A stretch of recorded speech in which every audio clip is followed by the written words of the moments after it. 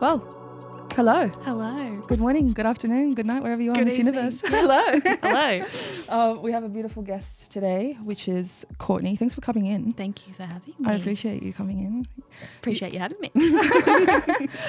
Courtney is, just a little background about Courtney. She is an actress, an acting student, a former model, and also she works currently in the public service in Canberra. Yeah. So we're going to be joining forces today. We're going to be talking about the pivotal moments of your life and really sharing those moments. So thank you. So a little bit of trigger warning. There will be some things in there that involve domestic violence and sexual abuse. So if you're watching, just keep that in mind.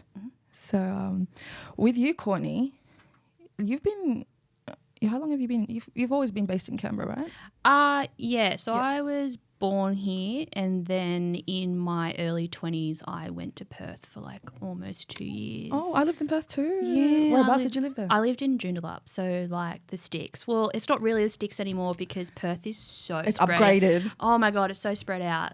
But it's a 30-minute train ride from the centre, but Perth is very narrow and long. So yeah, I lived up northern Perth. Yeah, it's a bit cliquey as well. I found it really hard to get a job there. I'd been a manager of restaurants and done managerial supervisor stuff, but I could not even just get a basic waitressing job. Yeah. It was just real oh, you're from the East Coast and Very real cliquey. weird. It's who you know. Yeah, it was what really you know. weird, and that's why I got more into the modelling and did modelling work. And that's where your passions of pursuing modelling started. Well, I was doing modelling before I even went over to Perth. So I had done a fair bit here and worked up, and then I just had to leave. It was real quick turnaround to leaving. It was a month. It was we found out we're leaving. He left 2 weeks later, and then I had to pack up the place and move over there. So, Mum was not too pleased. But yeah, I was a bit fortunate that my stepdad's sister, so my auntie, she lived in Mandurah. So that's what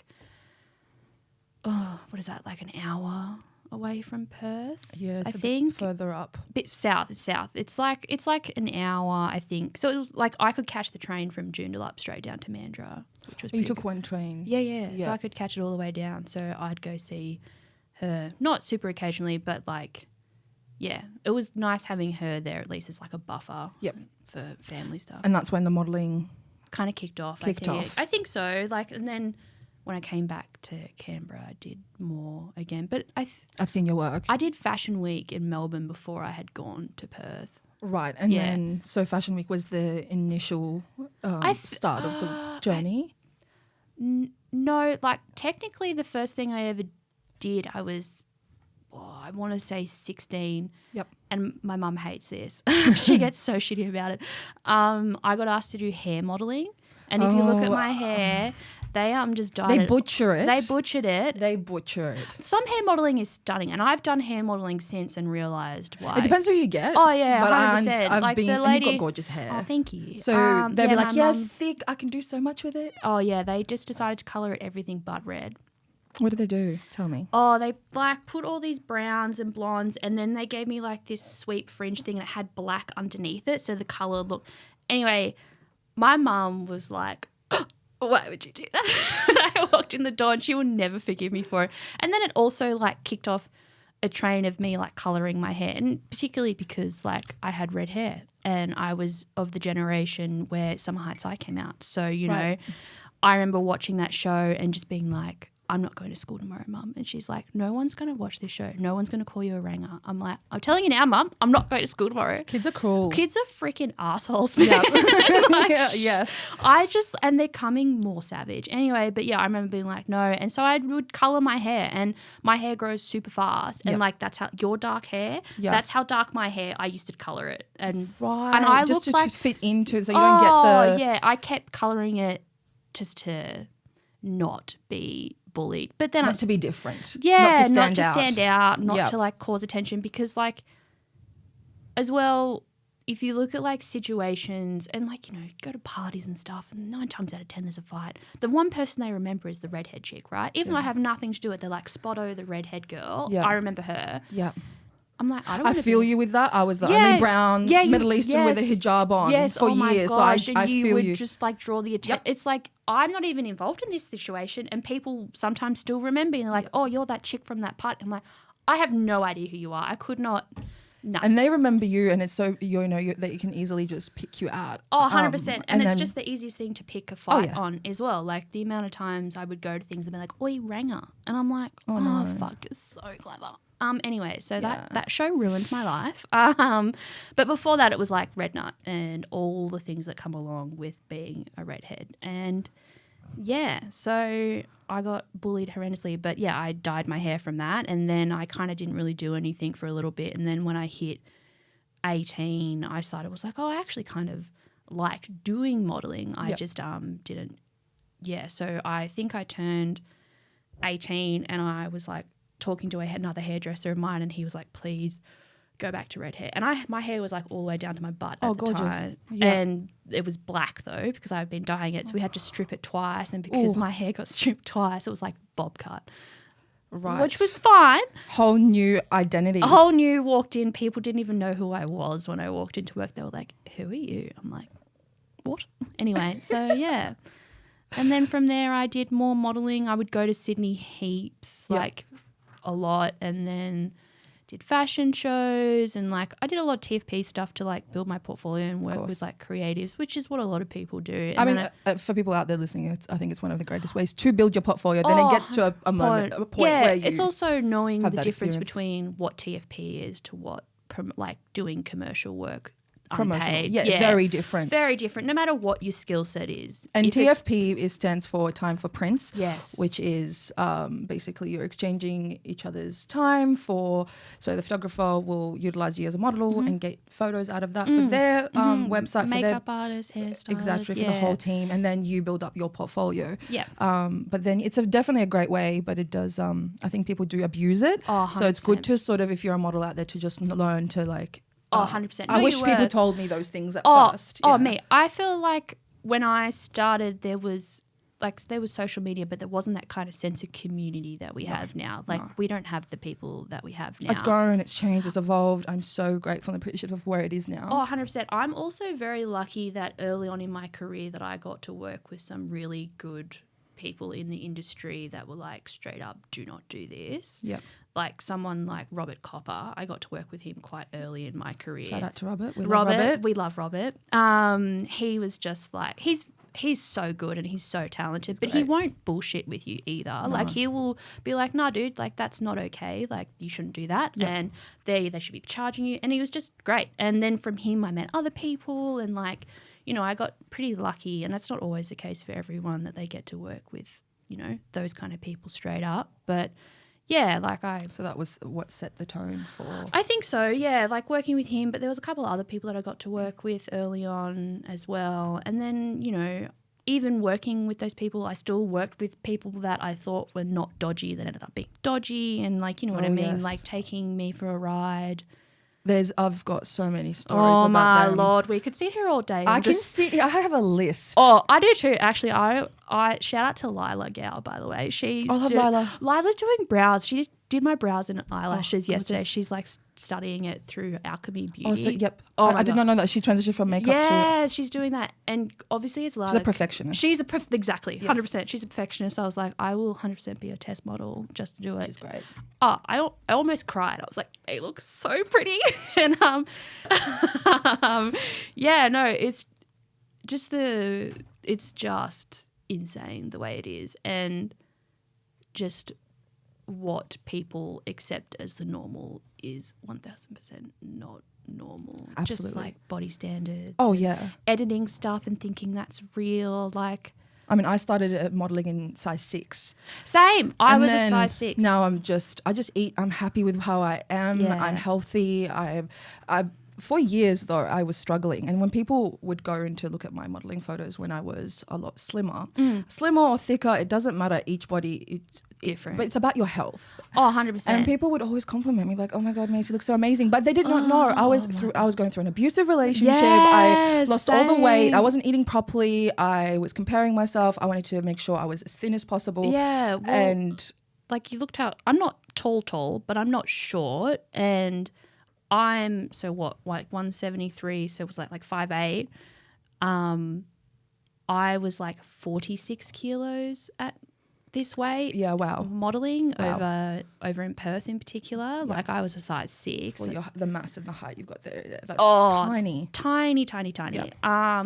And then And like look, there's nothing wrong with being tiny 100%. or thick. It's more about like what is media called, projects and what it 100%. favors and what it tells people to be, even though everyone has different body shapes and genetics is a big factor to it. And then also age. Your body changes. As a woman, you're always in fluctuating. Oh my goodness. Always. Being a woman. After you have to have children. I don't have children, but I've seen people that have had children. Going through hormone, looking at myself from like my teens to my early 20s, mid 20s to my 30s. Like at the moment, I'm not going to lie, I'm not happy with the way that I look, but that's also a lot to do with medication. Yeah. Like I've got multiple illnesses and every single medication for female issues, the main side effect is weight gain. I've had that a lot, yes. It is weight gain. Yeah. And like being Even with contraceptives. anything. So I had a double contraception. So I had an IUD and I was on the pill. And then I was taking something on Double top of whammy there. Yeah, and then I was taking on something on top of that, which helps with like depression, but also helps with like the path, like pain management. Right. So it's like a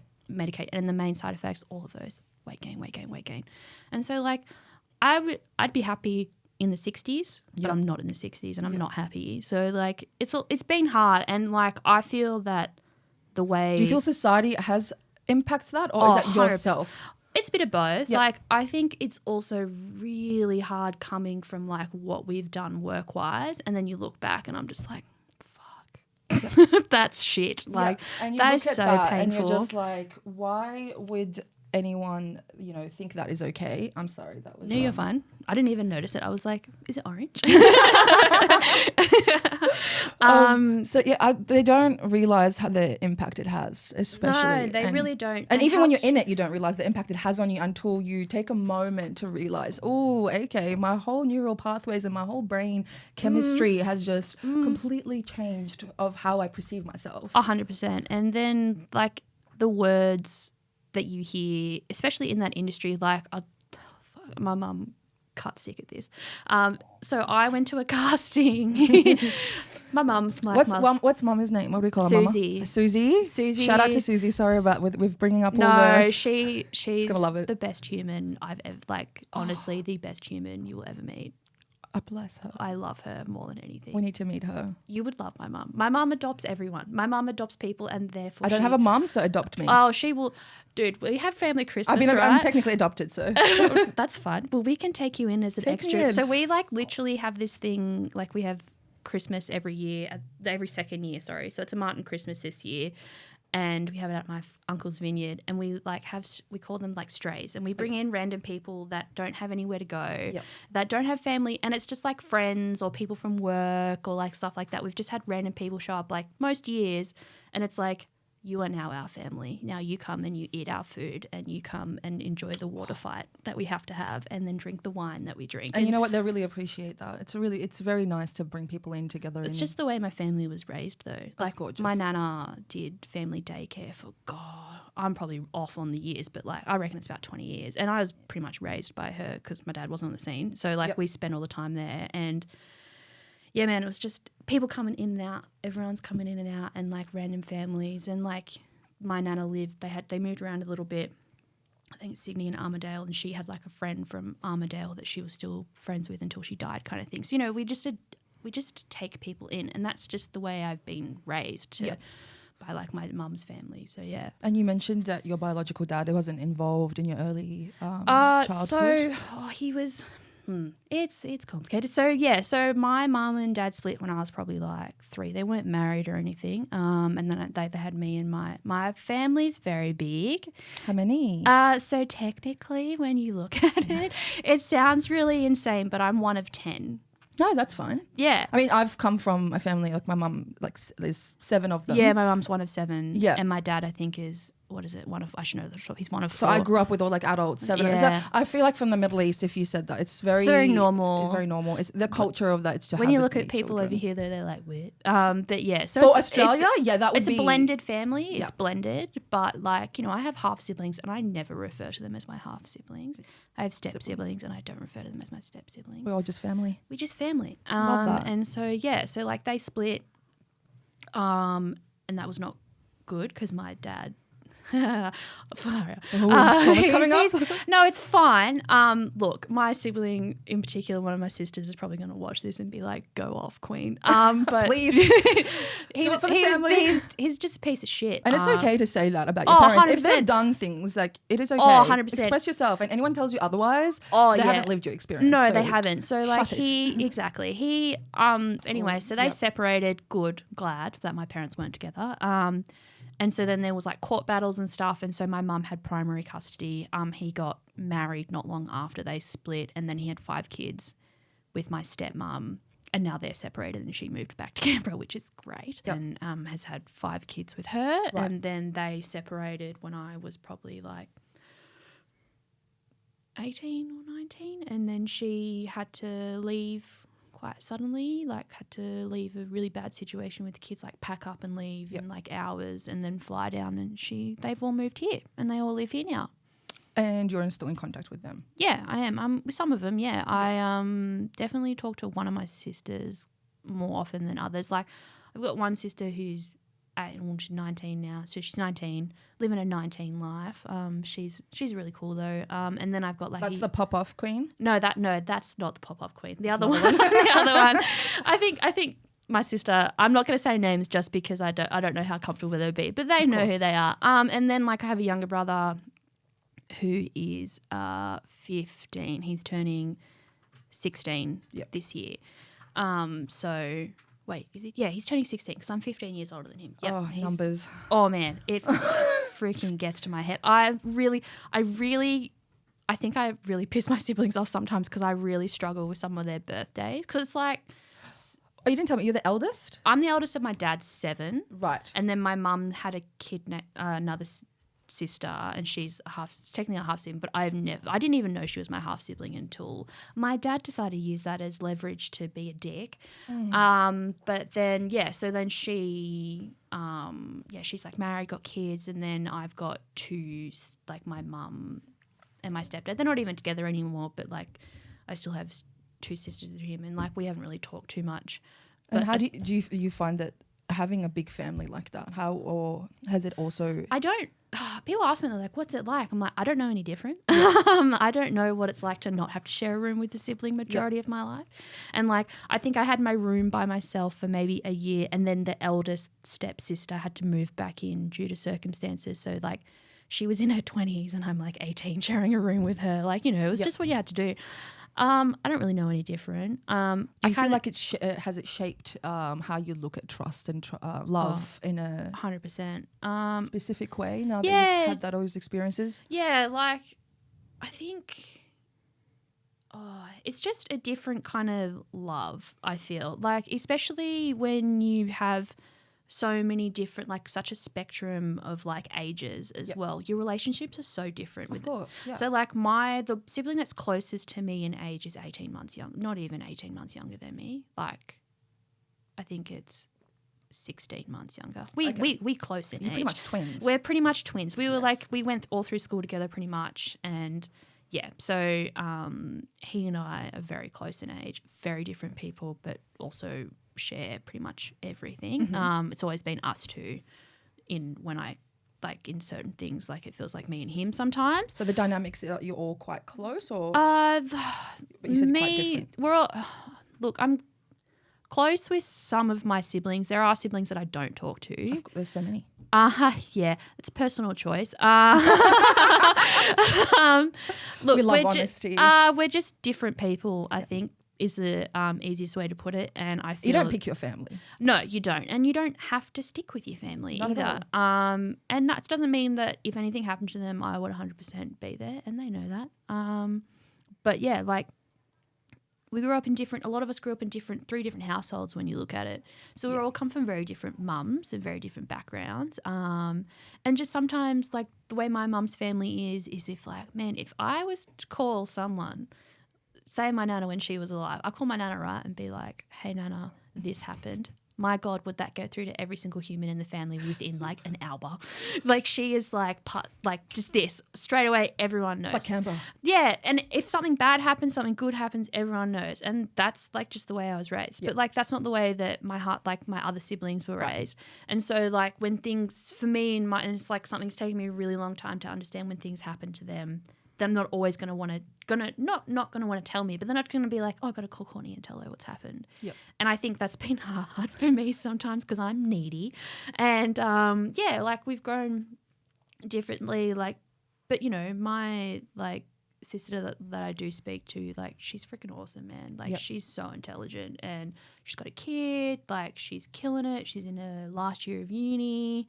Like she's a single mom. Good on her. She's amazing, dude. Like she's badass, and she's gonna really do amazing things. And like you said about not, you know, we don't pick your families. Oh no, and I've learned a lot from that. But I've also like I don't have a family, and my family are like my friends. Like, my friends are all my family. 100%. I was fostered. I left home at 16. Got foster home. Lived in a kids' refuge.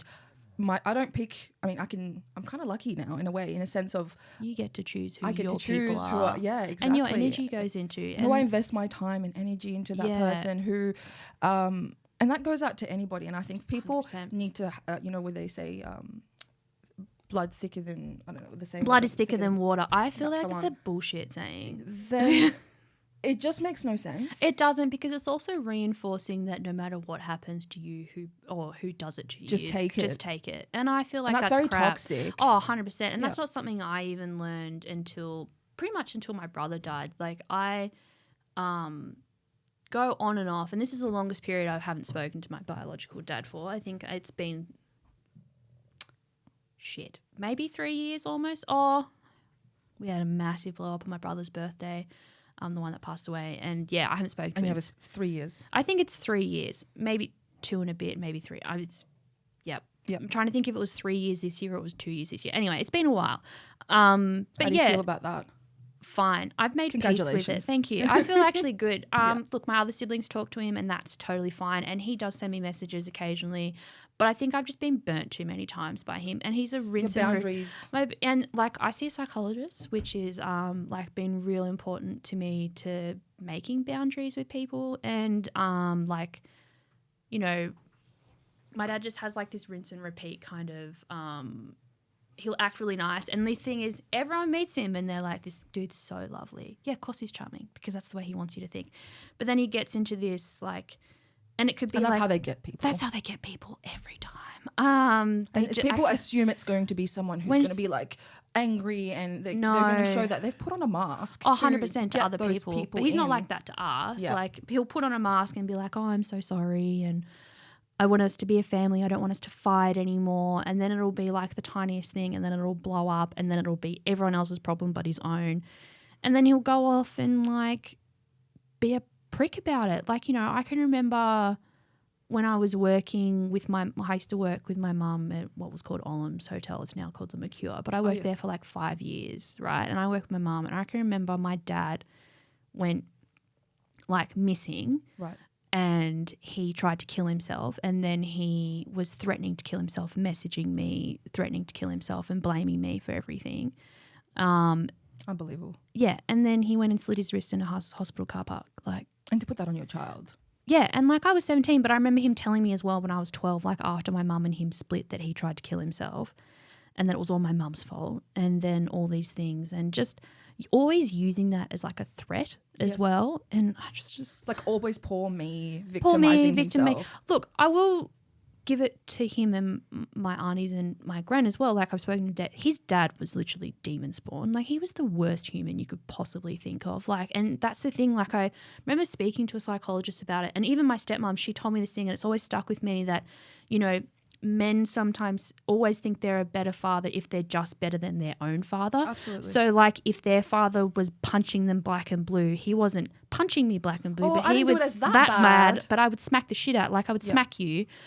Like That's doesn't make it okay. No, but and they generational think, trauma is oh, a thing. It's true. It's real. 100%. And it gets passed on. And then, like you say, where does it stop? They have that self righteousness of like, well, actually I didn't do that bad. Yeah, I've and done like better. his dad would flush his head down the toilet kind of thing and stuff. Like he was That's a horrible thing to do to your child. And 100%. He treated my dad like shit. And look, you know what? I don't say I'm glad people, but I'm glad he's. But I hope he can go get help. Or the people, when you're, you know that saying, hurt people hurt others. I don't really particularly enjoy that saying. No, I don't. I think, yes, that is true to a degree. Sure, people react out of impulses and out of their unhealed self. But at the same time, if you do have those pain, don't inflict it on others. 100%. Go get help. And it's also like you're using it as an excuse, and just because you're hurt doesn't mean you get to hurt others. Like, absolutely, I know I've probably hurt people by being in pain, and that's something that I'm trying to fix because I don't want to be like my dad, and I don't think I've ever been like my dad. And we're not all angels; we've all done our bits. Oh, but it's about taking accountability, reflection, and then realizing, okay,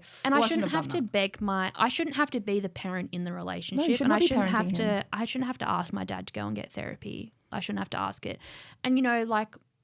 When my brother died, I thought, you know what? My brother died. This is going to change him. Your child died. And that is one of the most traumatizing, horrific things you can ever go through. Sorry regardless. About your loss. Oh, thank you.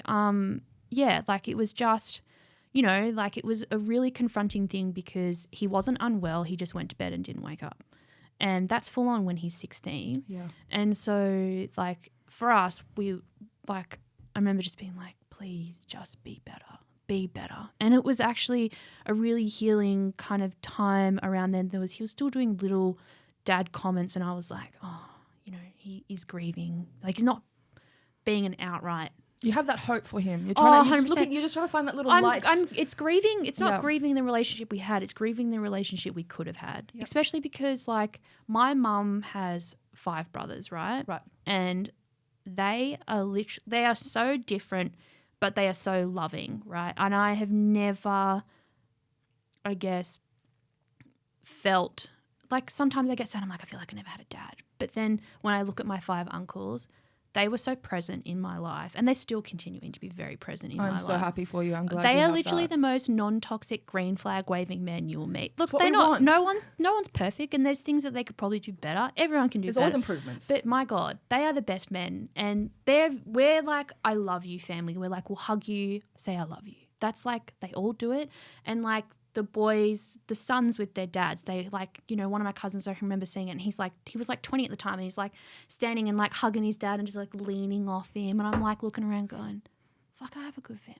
Like, I'm pretty lucky on that. I'm so happy for you. Especially to make up for the fact that there was so much lacking on other things. And look, we've got lots of things we I need think you to... deserve it. I feel like it's a calling for you as well for all that you've gone through. And they've definitely... That's a good balance there. You've missed out on a dad. So they've come in to really... Yeah, and they would take us to do things as we were kids. We'd have sleepovers. Like, they'd take us to do stuff and buy us things. Because it was really hard. My mum was a single parent, like, working multiple jobs to like get food on the table, and sometimes she wouldn't eat, like, to keep us fed. And like there were times where our house got flooded. Oh, fuck, I remember that. Our house got flooded with sewage and it was awful, and we were homeless. We lost everything, so we were like living in and out of like caravan parks for a bit, like staying on and off with my nana, and you know, it was really hard. But I bet. So Susie had the children for all 7 full time? No. She had 3. So no, my dad had 5 with my stepmom, and that's right. So they weren't there at the No. So my mum had 3. So she had me, my older sister, and then my brother, who's really close in my age. So me and my brother, the only one. He's the only full-blooded sibling, if you want to look at it like that. Yep. But then my other sibling, she had a different dad, but she's 3 years older than me, but that we share the same mum. Single mum, 3 children. Single mum, 3 children, multiple jobs, always. Like, she only just in the past, God, how long has she been working that job for? 4 years maybe. Yeah. Found the job of her dream that she loves. She makes really good money now. She loves her job, loves it. She lives her best life.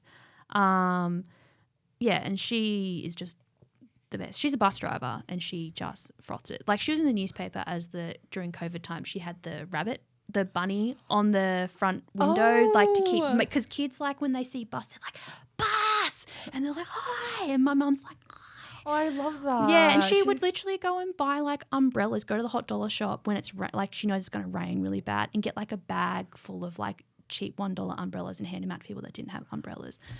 I know. She's like the nicest human. She's just very giving. I love the fact that she does those little small things, but it really means it means a lot to people. Oh, and it she, does. you know, she's out there just trying to make people, just doing little small things to make people happy, but she just is in a such bigger picture. Oh, yeah. And like she doesn't do it for any... Because she cares. Yeah, she doesn't do it for clout or anything. She doesn't even normally tell us. And I'm like, what are all these umbrellas? She's like, oh, I got them from the people on the bus because I just don't want them to get wet. I'm like, oh, Mum. I love her. Can I please find out which route she's on so then I can... Oh, yeah, get on dude. that? Oh, like we have a siblings. I haven't caught buses in a long time. I think it was really funny. There's a model in Canberra named Victoria, and she was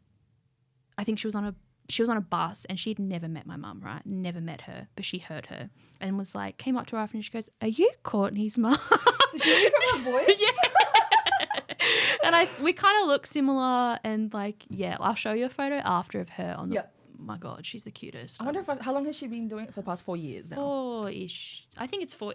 Look, she's probably going to be like, that's wrong, Courtney. But I think it's about 4 years. About 4. And my auntie, her sister, is a bus driver as well. So it's really cute. That's adorable. Do they wave at each other when they go by? Yeah, they do. And they all wave at each other. Yeah, they always do the little wavy wave. They always do wave at each other. And it's really funny when I'm driving in the car with Mum. She sometimes waves to bus drivers when she's driving her normal car. I'm like, Mum, you're in your normal car. But it's really cute. Like, she loves her job. So good on her. I'll have to catch a bus just for her. I don't catch buses because now I'm on the promo for all the buses.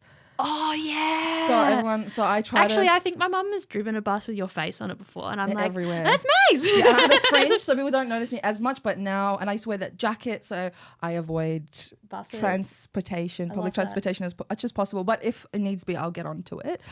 But, do it for an experience. She sometimes like listens to music and like because they have the radio on the buses, and she's like singing and stuff, and then people start like laughing at her. And then she also does this thing where she's like, she loves wombats and like wildlife. Like, she loves wildlife, right? She'll call me sometimes. Is an animal lover? Yeah, she'll call me sometimes to be like, Courtney, I need you to call wires because there was a wombat that was kind of a bit too close to the road, and I want to make sure that it's. Anyway. We need more people like Susie. Oh, 100%. The world needs more Susies. Yes, they more. do. But this specific Susie. Oh, 100%. Yeah, she's great.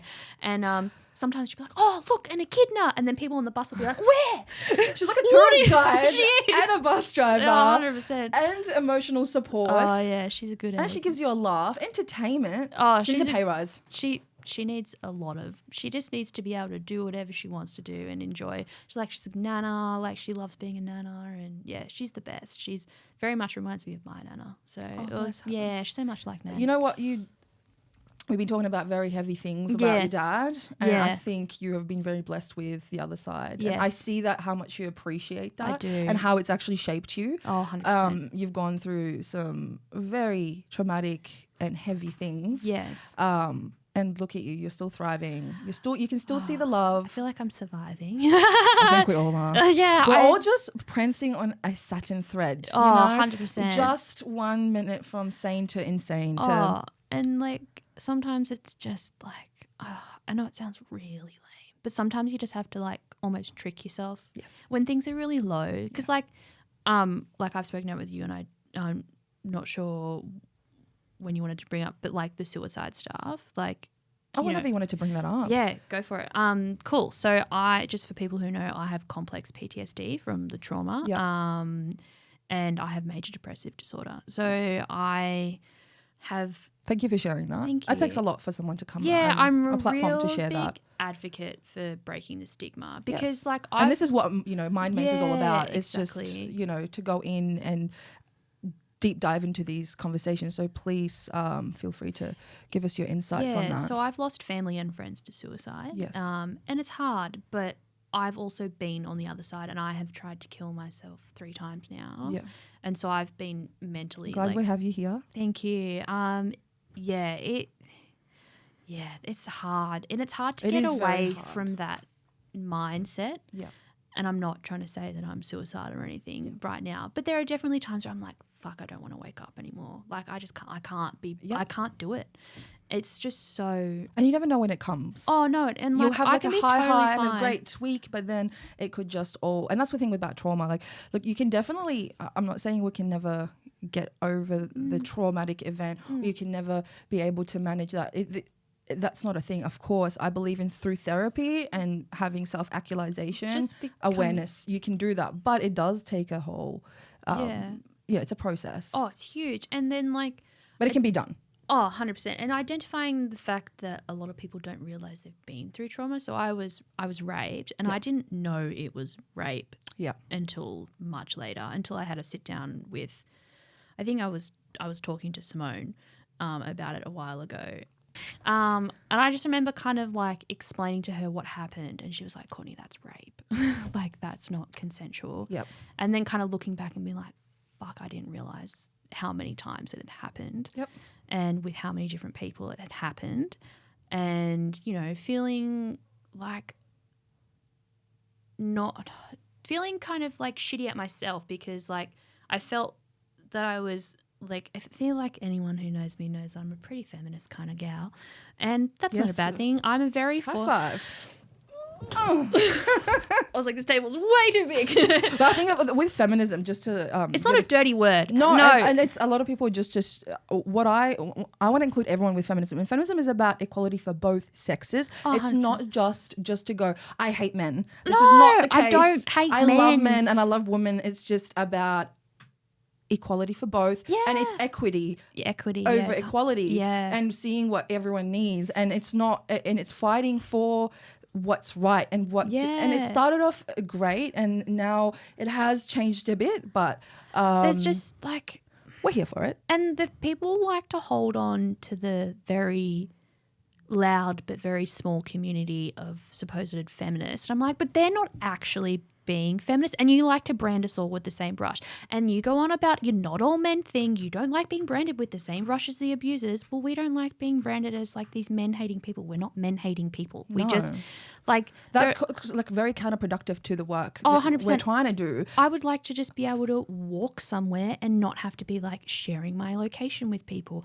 I would like to be able to go out at night with friends and not have to give 5 people my contact number or tell everyone where I am, or be like, okay, well, I can't be with less than 2 people. Like, but you should just have a man walking with you, and a man will protect you. No, talk to the men are doing those things. Exactly. And that's where it all comes back to the rape stuff as well. I didn't know that rape could be having sex with someone that you've had sex before and saying to them, no, I don't want to, and them doing it anyway.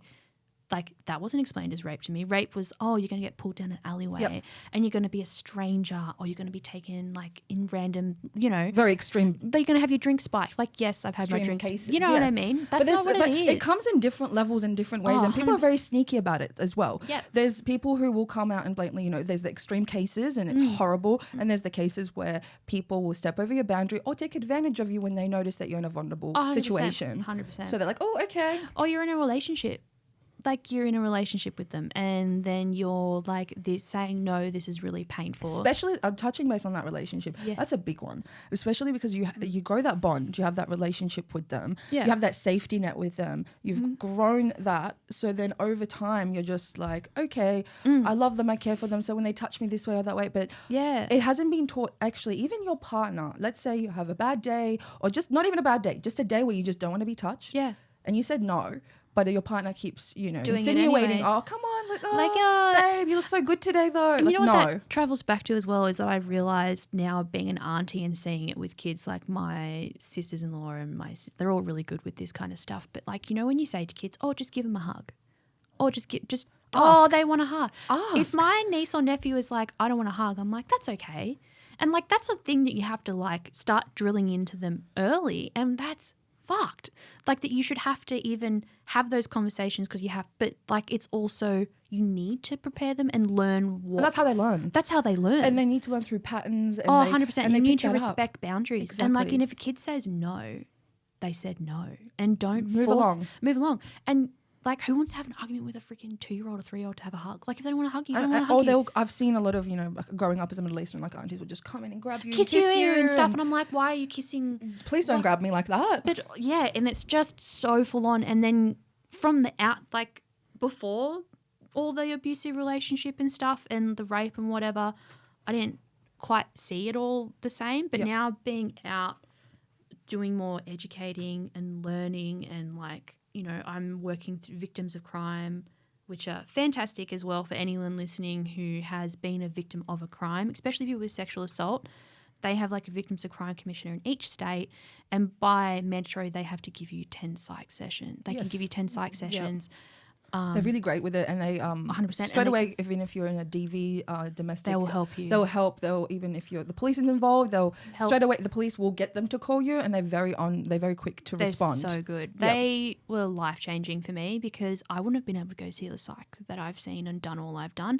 And they can help with monetary things that you need help with. It can be scary though, because for me myself, I was involved in a DV, and Yeah. I couldn't really take myself to do that because I grew up with don't hang your dirty washing at Yes. people. Yes. So I had to take that.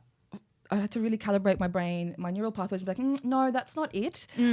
Sometimes you just need to say it. And because I didn't know how, it took me some time. So, you know, it took some time to know even how to say it. Yes. Sometimes it even came out in the wrong way because, you know, I'm not used to that. So I think a lot of people do get scared, but I think it's really important to just have, if you don't have a support system, please reach out. And even if you do, I think it's really important and they to can get you that. very quick. Even like I'm with Combank, and Combank have a DV thing. If you call them, like there's a number on their website that like you can contact. That's really handy. And I think a lot of banks are offering this nowadays, and they will help you financially get you out of the situation that That's you're in. really handy. Yeah, a lot of banks do it now. Insurance providers can sometimes, some of them not sure 100%, but victims of crime are also Victims of crime, they are fantastic. So I really encourage people to reach out to them. And it's not doesn't And have to be Lifeline just as well. Yeah, Lifeline's great. You don't even have to be a victim of sexual assault or something. You can be like, and it's also there for people who are like if you had a family, like one of the things, if you're a victim of like, as in like your like family member or friend or something was murdered, and you were there or present, they will help you with things like this. They will help you with psychology. They will help you with everything. Like, it's a really good program. So I always tell people to do that. That is very handy. Thank you for pointing Shout those out to out. victims of crime. Shout out to the crew. The We crew. appreciate you. Keeping me sane. Oh, mate. I understand the DV. Yeah, and I didn't even know they through existed. it. No one knows that stuff. And yeah, like with And I, like silly little me at the home, I was quite young when it was all happening, and I was not silly. at the time I was just inexperienced. But that's so I didn't know what to do. So I, learned through that. No one, and that's the thing. Thank like you. I felt like no one knows really until they've been through it. Yeah. To be honest, and now being out of it, and I felt that I was pretty educated on domestic violence given my dad and stuff. But like I missed all the red flags with the guy that I was dating. Missed every single one of them. Oh, you'll never know. And, no. And I didn't even realize it was domestic violence, even though he would hit me, until like a while after. I was sitting there like having a chat with my mum, and she went, "What the fuck? Yeah. Like what happened?" And it was just like she was just mind blown, and like it wasn't like she was mad at me or anything. She was just like, she kind of felt on some level that I'm so glad you had that support there. Oh yeah, I tell and Mum to just give everything. you some, I tell put some Mum. sense in there. And it was just Like, like what? No. but she felt so guilty. She felt that she kind of had failed a bit as a mum. She's like, I thought I educated. Like, You don't have control over what your kids are going to experience and what they're going to go through. You can have the you can't best protect them. upbringing, and No. you can be psychologically completely Yeah. ruined, and you it's a can completely nature go that- that way. Yeah, and it's a nature nurture thing kind of as well. Like Exactly. doesn't always, and like he didn't have the most amazing, but like he could have had the most amazing parents in history, and still turned out to be an asshole. Absolutely. And so yeah, it's like. And some people don't have that support system. I'm glad you reached out to your mum. That's what I was saying about silly The me. I reason- reached out to my friends, and sometimes when you're in a relationship for so long, your friends become their friends. Oh, yep. So then me reaching out thinking, okay, I'm also friends with these people. I literally was helpless, and I was like, okay, I'll just go. I don't know what to do. They'd naturally invite me to events and whatnot, so I would avoid going there. I still do that to this day. I've stopped doing that. I've vowed to myself I am not going to stop good for myself you. experiencing my human experience for someone that does not deserve my love and my trust and my respect. Love that. That is So they can adios, goodbye. Yeah. But years ago, that's what I did, and that's what I meant by silly me, is that I thought that I could trust in those people. But again, that's what you do. That's what your friends are, what you thought are. And I would reach out to them thinking, oh, I don't know what to do. This is what's been happening. And I never put my dirty washing out. So I always kept it in. Yep. And then when I finally did say it, I got shut down and just like, oh, I'm sorry that you feel that way. Obviously not with everybody, but there was a consensus of people that were quite, I guess they don't know what to do with it as well. No. And at the some same people time, a don't lot want of them are abuser apologists. And you find that out after you get abused Yes. and realize how many people will just go, no, I'm didn't not see going to that. I wasn't there. So that didn't happen. Actually, surprisingly, men took it well. Women did not. Yeah. I was actually shocked by this, and It's a pic. I've seen that dynamic other women shift. have been fine with other men that I've spoken about, but this guy in particular, because of who he is Yep. and how he acts, quite charismatic as well. he's quite charismatic. Yeah. And that's, he's a again, how they flirt. get you. He wasn't. It sounds really bad because he raped me. He wasn't. It sounds so weird. He wasn't physically abusive to people. He actually is. He was a quite, and that's why it hurt so much because he was a good friend of mine. And someone that I entrusted to tell when I did try to kill him. And he came and visited me in hospital when I tried to kill myself for the first time. And then he like came over to my house and raped me after, like, because we had sex before and that's fine. But I even said, I was like, no, I don't want to. And took advantage of and did it being anyway. vulnerable. Yeah, 100%. Yeah. And so then there were girls. And by the way, there's no blueprint about what a rapist looks like and what they could be the nicest person for 100%. 10 people, right? You bring 10 people and 5. Some will say they're incredible, and there is those 5 people that are telling you they've been assaulted by that person. Yep. You should take, if there is a consistent pattern, I do believe some people lie, and that is so disheartening for the people, victims of crime that actually, or victims of assault that have to deal with that. Yeah. And I'm sorry for anyone who has been, told that you are a rapist and they're not, or. It's so rare though. But at the same time, I'd rather believe the person. And obviously there is patterns. There's patterns. So one of the things that we should look at is if someone's presenting to you, this is what I am, even if you're falsely accused or whatnot, I do understand that there's that, a small percentage of that, but there's a huge percent of that, a lot more. So when you look at the majority and the minority. If you look at 100 cases of rape, it's 2 are false confessions Yes. and 2 are false. And then it's but you're going to think So that's why I wanted to touch base, because a lot of people will bring into the false accusations. Yeah. I do understand that, but there is a part where if you see someone just because they're nice, just because Doesn't they're mean- lovely, they can be so respected in the community and they can do horrible things. I've witnessed this with myself, and I've seen so many people 100%. that continue to put on that mask, and people go on and believe them. I do also believe that people do change. Yeah. People can go in and get therapy and get themselves help. I don't believe everybody is always going to be that way. It's also I'm not a psychologist, but there's also psychological factors to why people do things, and genetically and environment, and humans are very complex but very simple human beings. We can be very simple and very complex at the same time. Yeah. So I think people need to realize that there is no blueprint, and it is okay to investigate a bit further, because if someone told me that person did that to me, I'd rather investigate than turn my eye to that, because why would I want to have, there's a chance of that person being a rapist or an abuser. Why would you want that? Yeah, why would I want to have that? So I would want to hold them accountable and take myself away. Yeah, 100%. Just remove yourself from the situation. Absolutely. I'm finding that now as I've gotten older and being so open about domestic violence. The amount of people, especially even in our community, that have come to me afterwards and told me things that have happened to them, I'm like, guys, come on. And they think they can can report it, and it's not easily reported. Oh my God, the amount of people are like, why haven't you told police? I'm like, I'm trying to go through the police thing. Do you know how traumatic it is? It's lovely. It's a process. It's a process, but it's also look at what's happening to Brittany Higgins, Yes. right? Look at what's happening to her. She has been absolutely slammed in the media. And if that doesn't That's speak disgusting. volumes for how bad this issue is, and I don't know and the first people, you're ruining his and character. slamming, and that's the one, you're ruining his reputation. I 100% believe and it. if they haven't taken accountability, if you have and you've done something that messed up and you're taking accountability in therapy, good on you. Good on you.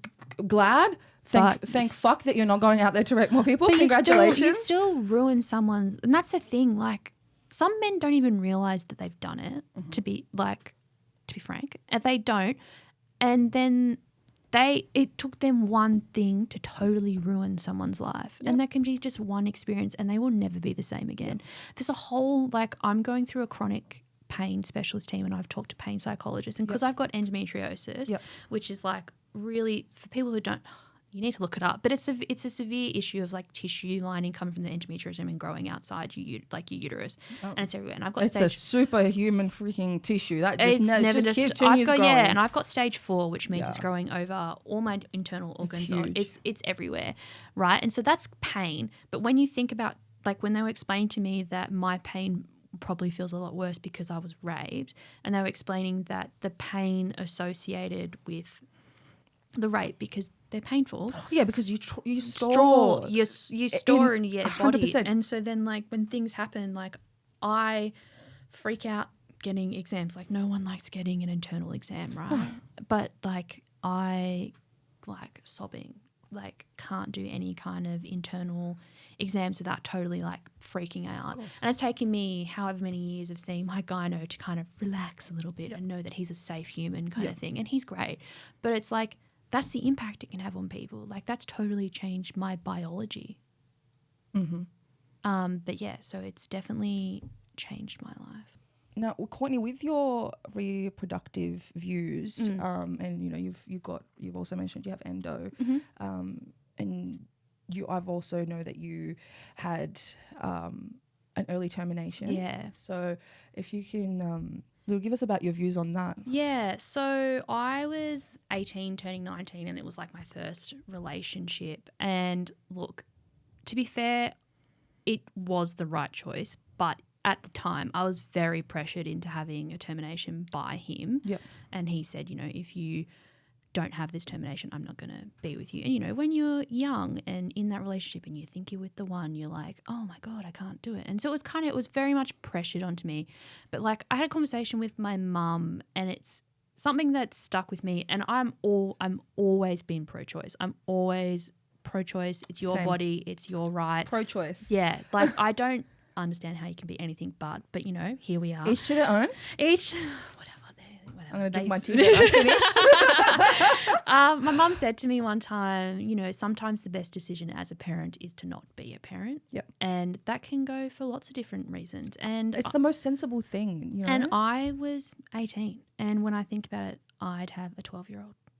Like, I'd have a 12-year-old kid, and I couldn't imagine and especially going through what I've been through with endo, I don't think I would cope. And that's a lot of the reason why I haven't had kids yet either, is because of chronic pain. Like, you know, I feel that it's a very individual, and for people that throw out, they'll just put it up for adoption. If you look at the system, and you would know that firsthand, you know, it's the foster system and adoption is so overrun with kids that it's don't oversaturated, and then kids just get older, and then when they get older, it's like that's all they know is the foster system. And so people should have choice. And even look, you should never, and you don't need to, with anybody, you don't need to justify what I've done to my body. Yeah, everyone has certain ways of living, and everyone has their own way of looking at things, and circumstantials, like everything is circumstance. You can't just cookie cutter with this.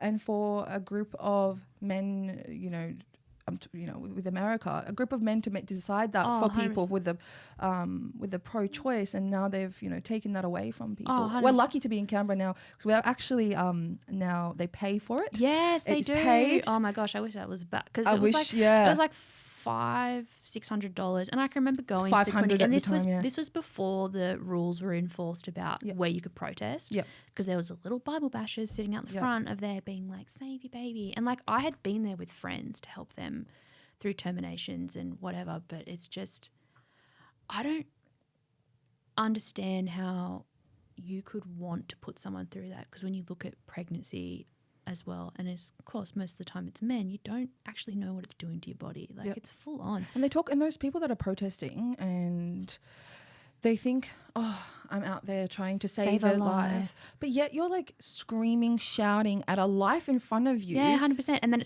they stop caring about it once it's What born. about if you care about life so much? What about that life in front of you that is currently struggling and they're making the mature decision to go, no, I actually can't have that because I can't. And maybe physically you can, but physicality has nothing to do with that. It's also to do with the mental. The mental tax. And I talk to mums, I talk to parents. And look, I don't necessarily believe that women need to be tied in with a child. If you don't want to have a child, you don't need to. I'm totally pro, like, a lot of people I know these days are not having children. Yep. And that can be an environmental choice. It can be a life choice. They're like, why would I want to spend all that money? And if you want to have a child, amazing, beautiful. Good for you. Bring a child into this life. But it has to be under the circumstances that you want to bring a life in, not because you're being forced to bring a life in. People say, oh, I just want to bring a mini me. I'm like, a mini me? I find that very narcissistic tendencies. Yeah, it's very like me. I want to bring another me. But it's like, your child is not you. Your child should be someone who they 100%. Are. You're not going to dictate how they're going to be, what they